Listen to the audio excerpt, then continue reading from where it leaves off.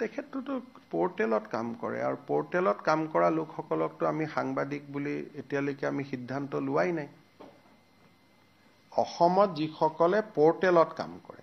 legacy media ৰাজ্য চৰকাৰে সাংবাদিকৰ স্বীকৃতি দিয়ে কিন্তু ইউটিউব চেনেল পোৰ্টেল এই সকলক সাংবাদিকৰ স্বীকৃতি দিয়াৰ বিষয়টো আপোনালোকৰ লগত আমাৰ আলোচনা চলিহে আছে সিদ্ধান্তটো হোৱাই নাই আমি কোনো পোৰ্টেলক ডিআইপিআৰে সাংবাদিকৰ মৰ্যাদা আজিলৈকে দিয়া নাই তেওঁলোকে নিজে নিজে পোৰ্টেল চলাই আছে বেলেগ কথা ৰেজিষ্ট্ৰেচনো নিদিও আমি এডভাৰটাইজো নিদিও আই কাৰ্ডো নিদিও গতিকে এই ব্যক্তিজন অসম চৰকাৰৰ সাংবাদিকৰ সংজ্ঞাত তেখেত নপৰে আমি অসমে এতিয়ালৈকে ইলেক্ট্ৰনিক্স মিডিয়া আৰু প্ৰিন্ট মিডিয়াৰ জাৰ্নেলিষ্টকহে আমি সাংবাদিক বুলি ধৰো আৰু আন পোৰ্টেল সমূহক এতিয়ালৈকে সাংবাদিক বুলি আমি ধৰাৰ সিদ্ধান্ত লোৱা নাই আৰু সেই বিষয়ে সাংবাদিকসকলৰ লগত আমাৰ আলোচনা চলিহে আছে আৰু তেওঁলোকে নিজে যদি বিচাৰে যে আমাক ৰেজিষ্ট্ৰেচন কৰক আমি তেওঁলোকক ৰেজিষ্ট্ৰেচন কৰাৰ কাৰণে ৰাজি আছো কিন্তু তেওঁলোক নিজেও আগবাঢ়ি অহা নাই সেইকাৰণে পোৰ্টেল জাৰ্নেলিষ্টসকলক যদিও ঘৰুৱা ভাষাত আমি জাৰ্নেলিষ্ট বুলি কওঁ কিন্তু তেওঁলোকক সাংবাদিকতাৰ স্বীকৃতি আমিও দিয়া নাই আৰু তেওঁলোকেও আমাৰ পৰা বিচৰা নাই গতিকে মই ভাবো যে এইটো এজন ইন্ডিভিজুৱেল ব্যক্তি আৰু তেনেকেতো অসমত বহুত কেছ ডেইলি ৰেজিষ্টাৰ হৈ থাকে আৰু এখেত সাংবাদিক নে ব্যৱসায়ী তাৰো এটা দৃষ্টিভংগী আছে কাৰণ তেওঁতো ডাম্পাৰ আদিৰ ব্যৱসায়ও কৰে গতিকে এটা ব্যৱসায়িক কাৰণত গ্ৰেপ্তাৰ হৈছে নে আন কাৰণত গ্ৰেপ্তাৰ হৈছে তাকো জানিব নোৱাৰি কিন্তু মই যিগৰাকী ব্যক্তিৰ নাম জানো তেওঁৰ 4-5খন ডাম্পাৰো আছে তেওঁ বিভিন্ন ব্যৱসায়ও কৰে পাৰ্ট টাইম এটা চেনেল এটা পোৰ্টেলত কাম কৰে আৰু সেই পোৰ্টেলটো ৰাজনৈতিক ব্যক্তিৰ পোৰ্টেল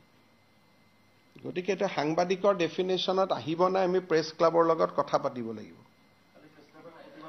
না প্ৰেছ ক্লাবে প্ৰতিবাদ কৰিছে কিন্তু প্ৰেছ ক্লাবৰ লগত এতিয়ালৈকে সিদ্ধান্তই হোৱা নাই যে পোৰ্টেলক সাংবাদিকত ধৰিম নে নধৰিম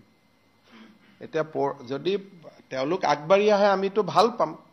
কাৰণ আজিলৈকে আমি এডভাৰটাইজো নিদিও একো নিদিও আমাৰ লগত কোনো সম্পৰ্কও নাথাকে তো আমি নাজানো তেওঁ বেংকত নিউজে কৰিব গৈছে নে আন কামত গৈছে আমি কেনেকে জানিম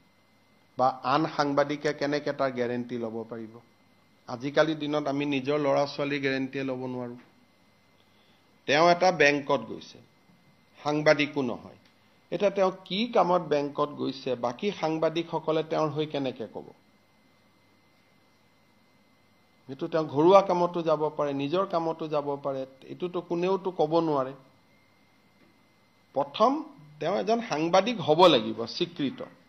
দ্বিতীয় তেওঁ কি কামত গৈছে তো আমি জানিব লাগিব বাকি সাংবাদিকসকলে তেওঁৰ হৈ গ্যাৰেন্টি লৈছে কিন্তু চৰকাৰে তো গ্যাৰেন্টি ল'ব নোৱাৰে সাংবাদিকৰটো যদি সাংবাদিক এজনে গৈ কাবাৰ লগত কাজিয়া কৰিলে তেওঁ এটা এৰেষ্ট নহব নি সাংবাদিক এজনে কাবাৰ লগত হুলস্থুল কৰিলে তেওঁ এৰেষ্ট নহব নেকি লিখা পঢ়াৰ ক্ষেত্ৰত এৰেষ্ট নহয় যদি লিখা পঢ়া কোনো ৰাইট আপৰ কাৰণে আমি এৰেষ্ট নকৰো আপুনি মোৰ এগেইনষ্টত লিখিলে তাৰ বাবে আপুনি গ্ৰেপ্তাৰ নহয় বা মই নকৰো বা আমি কোনেও নকৰো সাংবাদিকৰ যেটো এটা ফ্ৰীডম আছে এটো লিখনিক লৈ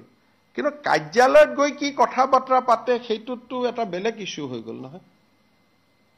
সেইকাৰণে সেই মানুহজনকো সাংবাদিকসকলে শুনিব লাগিব মই জানাত এতিয়ালৈকে সাংবাদিক সংঘ এপেক্স বেংকত গৈ মেনেজাৰজনৰ লগত কথা পতাই নাই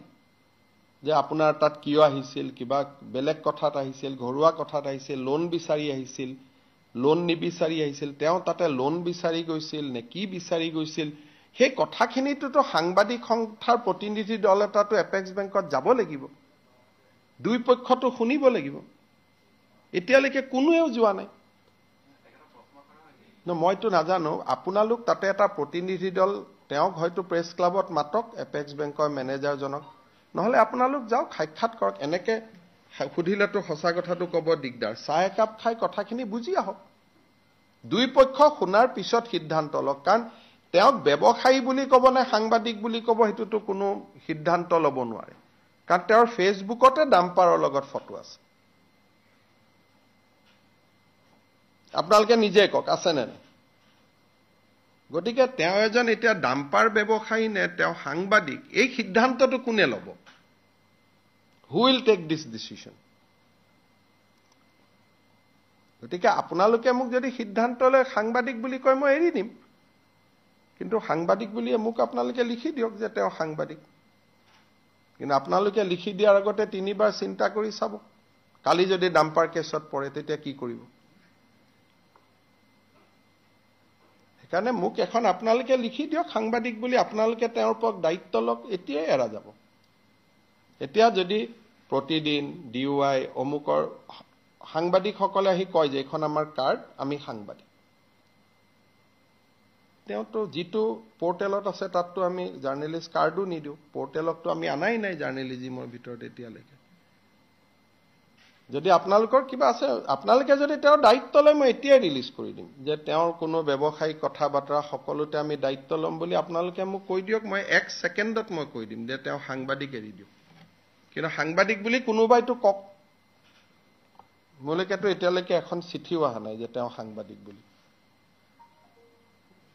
নে কি মই ভুল কৈছো নেকি কোনোবাই জনাই দিয়ক মোক সাংবাদিক বুলি তেতিয়া তেওঁক আমি এখন লাইসেন্স দি দিম আৰু যে আপুনি ডাম্পাৰৰ বিজনেছ কৰিলেও বেংকত গৈ জবৰদস্তি লোন খুজিলেও আপুনি সাংবাদিক বুলি আপোনাক ট্ৰিট কৰিম দেশত মুখ্যমন্ত্ৰী মন্ত্ৰী এজনেও গৈ যদি বেলেগত কবাত ধমকি দিয়ে তাকো কোনেও ৰেহাই নিদিয়ে আইনে কাক ৰেহাই দিব লিখা পঢ়াত ৰেহাই আছে মুখ্যমন্ত্ৰীৰ বিৰুদ্ধে লিখাৰ কাৰণেতো কাকো এৰেষ্ট কৰা নাই